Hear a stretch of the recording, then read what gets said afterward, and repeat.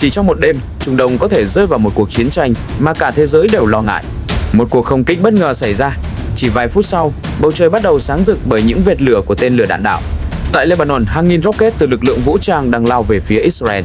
Ở Yemen, các chiến binh Houthis tấn công tuyến hàng hải quốc tế, nơi hàng trăm con tàu đang vận chuyển dầu mỏ và hàng hóa cho nền kinh tế toàn cầu.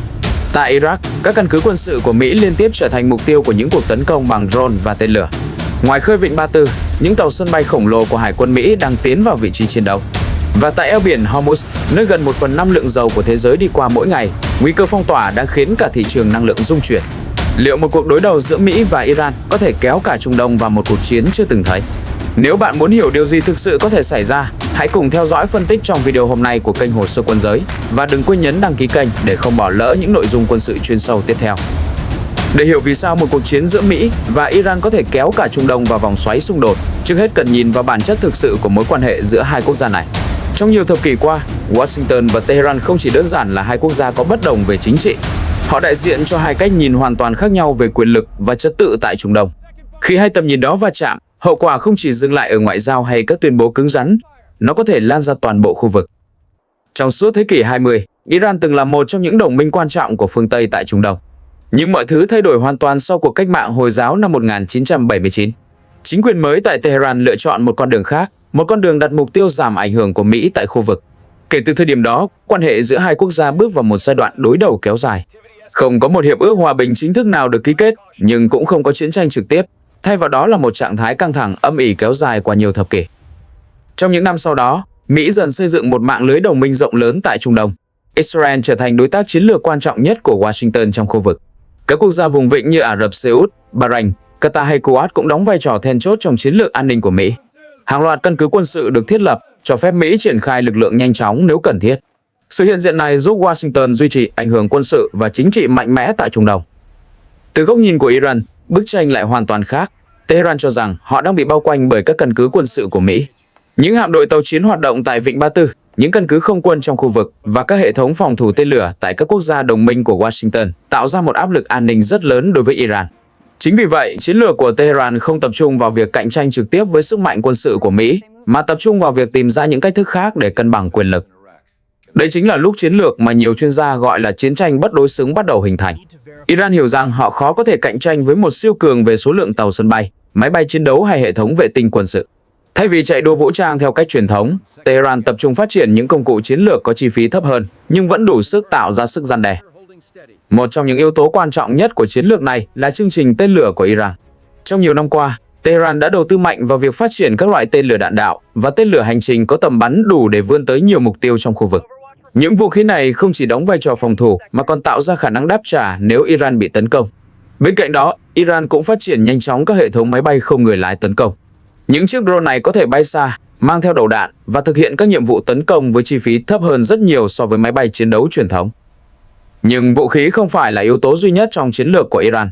Điều khiến nhiều nhà phân tích quân sự đặc biệt chú ý chính là cách Tehran xây dựng ảnh hưởng của mình trong khu vực. Thay vì chỉ dựa vào quân đội chính quy, Iran phát triển một mạng lưới các lực lượng vũ trang đồng minh trải dài khắp Trung Đông. Những lực lượng này hoạt động tại Lebanon, Syria, Iraq và Yemen. Họ có mối quan hệ chính trị và quân sự chặt chẽ với Tehran. Mạng lưới này mang lại cho Iran một lợi thế chiến lược rất lớn. Nếu xảy ra xung đột, Tehran không cần phải triển khai quân đội ra khỏi biên giới để tạo ra sức ép đối với đối thủ. Thay vào đó, các lực lượng đồng minh trong khu vực có thể mở nhiều mặt trận khác nhau.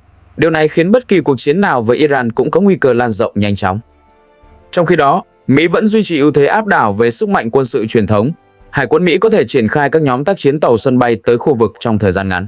Không quân Mỹ sở hữu những máy bay chiến đấu hiện đại và các máy bay ném bom chiến lược có khả năng tấn công chính xác ở khoảng cách rất xa. Những hệ thống vũ khí này mang lại cho Washington khả năng tiến hành các chiến dịch quân sự quy mô lớn nếu cần thiết. Tuy nhiên, ưu thế quân sự không đồng nghĩa với việc chiến tranh sẽ đơn giản. Trung Đông là một khu vực có địa hình phức tạp, có nhiều lực lượng vũ trang khác nhau và có nhiều mối quan hệ chính trị chồng chéo. Một cuộc tấn công nhằm vào Iran có thể kích hoạt phản ứng từ nhiều lực lượng khác nhau trong khu vực. Ngoài yếu tố quân sự, vị trí địa lý của Iran cũng đóng một vai trò cực kỳ quan trọng. Quốc gia này nằm ngay cạnh eo biển Hormuz, một trong những tuyến vận chuyển dầu mỏ quan trọng nhất trên thế giới.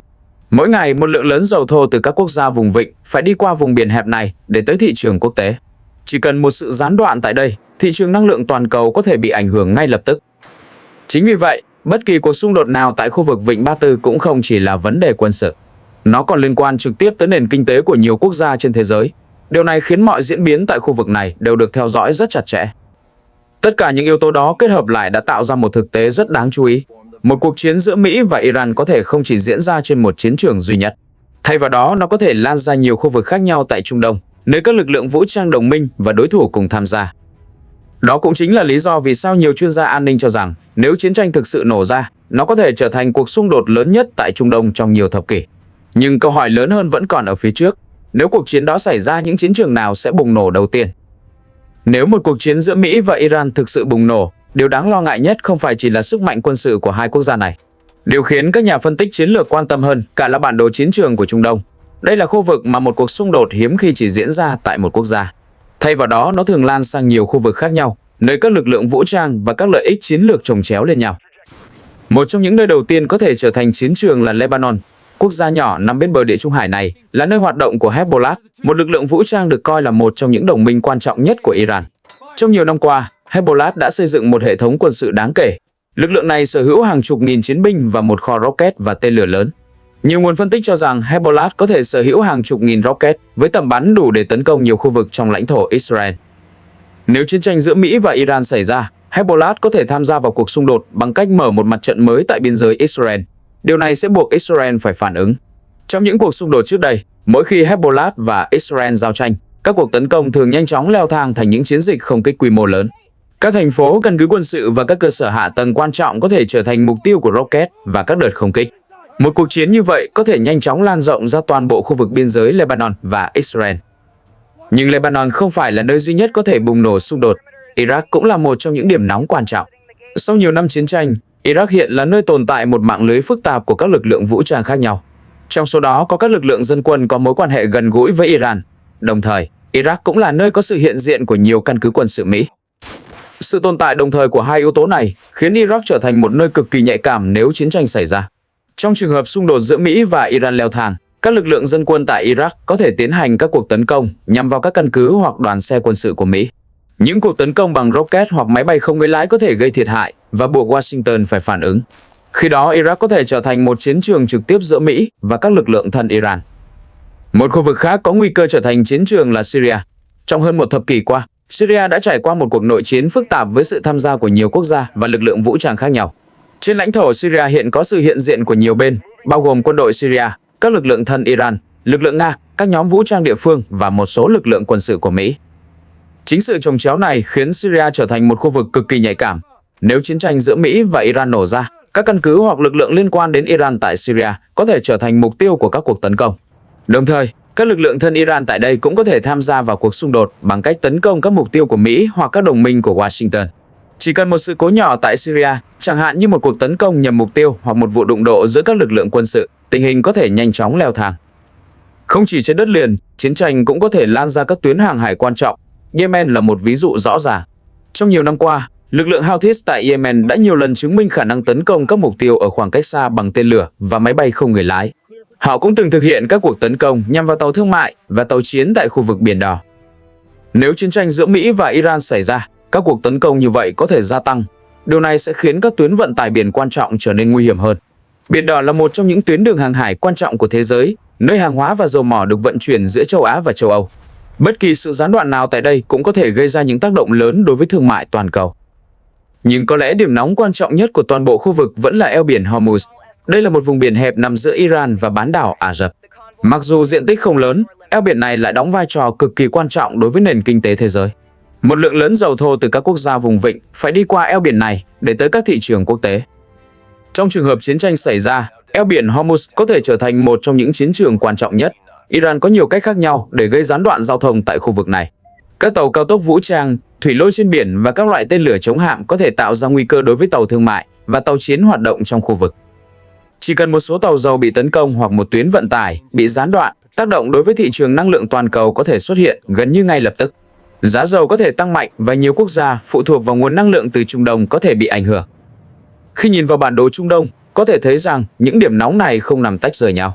Lebanon, Syria, Iraq, Yemen và Vịnh Ba Tư đều có những mối liên kết chiến lược với nhau. Nếu một mặt trận bùng nổ, nó có thể kéo theo phản ứng từ các khu vực khác. Đó là lý do vì sao nhiều chuyên gia cho rằng nguy cơ lớn nhất của một cuộc chiến giữa Mỹ và Iran không phải chỉ là sức mạnh quân sự của hai bên. Nguy cơ lớn nhất nằm ở khả năng chiến tranh lan rộng thành một cuộc xung đột đa mặt trận.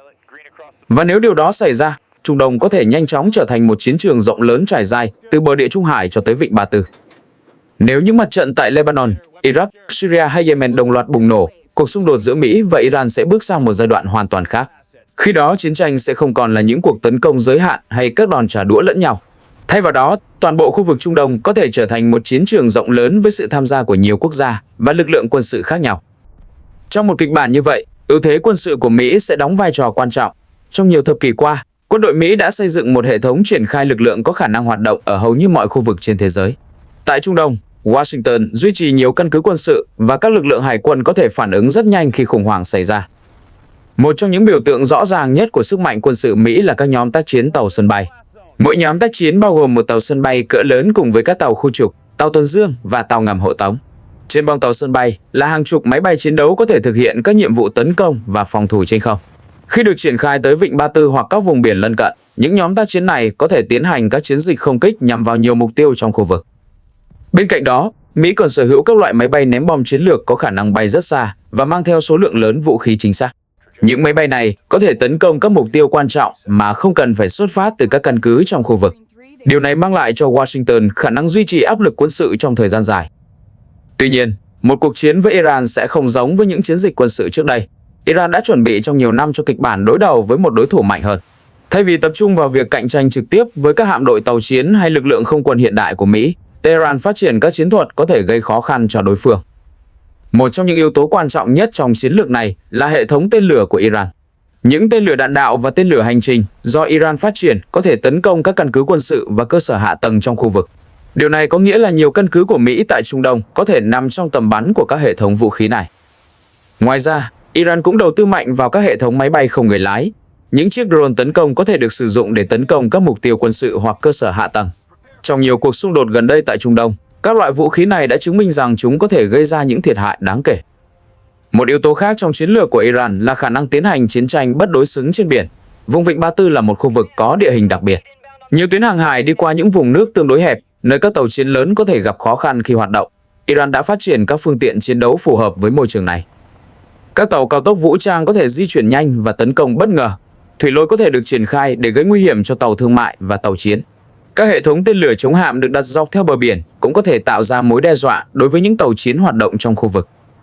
Trong một cuộc chiến lớn, những chiến thuật như vậy có thể làm phức tạp thêm các hoạt động quân sự của Mỹ và các đồng minh. Điều này không có nghĩa là Iran có thể đánh bại sức mạnh quân sự của Washington, nhưng nó có thể khiến cuộc chiến trở nên kéo dài và khó kiểm soát hơn. Bên cạnh Mỹ và Iran, một yếu tố khác có thể ảnh hưởng lớn tới cuộc chiến là vai trò của Israel. Quốc gia này từ lâu đã coi Iran là một trong những mối đe dọa an ninh lớn nhất của mình. Trong nhiều năm qua, Israel đã tiến hành nhiều hoạt động quân sự nhằm vào các mục tiêu liên quan tới Iran tại khu vực. Nếu chiến tranh giữa Mỹ và Iran lan rộng, Israel có thể tham gia vào cuộc xung đột bằng cách tiến hành các chiến dịch quân sự nhằm vào các lực lượng thân Iran. Điều này có thể bao gồm các cuộc không kích hoặc các chiến dịch quân sự tại Lebanon hoặc Syria. Sự tham gia của Israel có thể làm cho cuộc chiến trở nên phức tạp hơn rất nhiều. Bởi vì khi đó các lực lượng vũ trang trong khu vực có thể coi Israel là một đối thủ trực tiếp và mở thêm các mặt trận chiến đấu. Ngoài ra, các cường quốc khác cũng có lợi ích chiến lược tại Trung Đông. Nga có sự hiện diện quân sự tại Syria. Trung Quốc có lợi ích kinh tế và năng lượng lớn tại khu vực này. Các quốc gia châu Âu cũng phụ thuộc vào nguồn năng lượng từ Trung Đông. Mặc dù những quốc gia này có thể không tham gia trực tiếp vào chiến tranh, họ vẫn có thể đóng vai trò quan trọng thông qua các hoạt động ngoại giao hoặc hỗ trợ chính trị. Điều này có thể làm cho cuộc xung đột trở nên phức tạp hơn về mặt địa chính trị. Khi nhìn vào toàn bộ bức tranh, có thể thấy rằng một cuộc chiến giữa Mỹ và Iran có nhiều khả năng vượt ra khỏi phạm vi của hai quốc gia. Nó có thể kéo theo sự tham gia của nhiều lực lượng và mở ra nhiều mặt trận khác nhau. Chính vì vậy, nhiều nhà phân tích cho rằng nguy cơ lớn nhất không phải là một cuộc chiến ngắn giữa hai quốc gia. Nguy cơ lớn nhất là việc cuộc chiến đó lan rộng và biến Trung Đông thành một chiến trường đa mặt trận. Nếu điều đó xảy ra, hậu quả không chỉ ảnh hưởng tới khu vực này mà còn có thể tác động tới toàn bộ thế giới. Trong suốt nhiều thập kỷ, Trung Đông luôn là một trong những khu vực phức tạp và dễ bùng nổ xung đột nhất trên thế giới. Nhưng khi nhìn vào toàn bộ bức tranh của mối quan hệ giữa Mỹ và Iran, điều khiến nhiều nhà phân tích lo ngại nhất không phải chỉ là sức mạnh quân sự của hai quốc gia này. Điều thực sự đáng chú ý là cách mà một cuộc xung đột giữa họ có thể kéo theo cả một khu vực rộng lớn. Như chúng ta đã thấy, Iran không chỉ dựa vào sức mạnh quân đội của mình mà còn xây dựng một mạng lưới ảnh hưởng rộng khắp Trung Đông. Những lực lượng vũ trang đồng minh tại Lebanon, Iraq, Syria và Yemen tạo ra khả năng mở nhiều mặt trận nếu chiến tranh xảy ra. Trong khi đó, Mỹ lại duy trì ưu thế áp đảo về sức mạnh quân sự truyền thống với các nhóm tác chiến tàu sân bay, máy bay chiến đấu hiện đại và các hệ thống vũ khí tầm xa. Chính sự đối lập giữa hai cách tiếp cận này khiến bất kỳ cuộc chiến nào giữa Mỹ và Iran cũng có nguy cơ leo thang theo những cách rất khó dự đoán. Một cuộc tấn công ban đầu có thể nhanh chóng kéo theo những phản ứng dây chuyền từ nhiều lực lượng khác nhau trong khu vực. Khi đó, chiến tranh có thể lan rộng từ bờ Địa Trung Hải tới Vịnh Ba Tư, từ Lebanon cho tới eo biển Hormuz. Ngoài yếu tố quân sự, còn có những lợi ích kinh tế và năng lượng to lớn liên quan đến khu vực này. Trung Đông vẫn là một trong những nguồn cung dầu mỏ quan trọng nhất của thế giới. Bất kỳ sự gián đoạn nào tại các tuyến hàng hải chiến lược, đặc biệt là eo biển Hormuz, đều có thể tác động tới thị trường năng lượng toàn cầu. Điều đó có nghĩa là một cuộc chiến tại đây sẽ không chỉ là vấn đề của khu vực mà có thể ảnh hưởng tới toàn bộ nền kinh tế thế giới.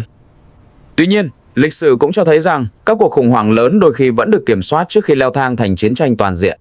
Ngoại giao, áp lực quốc tế và các lợi ích kinh tế có thể đóng vai trò quan trọng trong việc ngăn chặn xung đột vượt qua giới hạn nguy hiểm. Vì vậy, câu hỏi lớn vẫn còn bỏ ngỏ. Liệu căng thẳng giữa Mỹ và Iran có thể được kiểm soát trong phạm vi của những cuộc đối đầu giới hạn, hay một sự kiện bất ngờ nào đó sẽ khiến toàn bộ khu vực rơi vào vòng xoáy chiến tranh? Đây chính là lý do vì sao những diễn biến tại Trung Đông luôn được cả thế giới theo dõi sát sao. Bởi vì chỉ một thay đổi nhỏ trong cán cân quyền lực của khu vực này cũng có thể tạo ra những tác động sâu rộng. Nếu bạn quan tâm tới những phân tích chuyên sâu về chiến lược quân sự, các cuộc xung đột quốc tế và những biến động địa chính trị đang định hình thế giới hiện nay, hãy nhấn đăng ký kênh Hồ Sơ Quân Giới để không bỏ lỡ những video tiếp theo.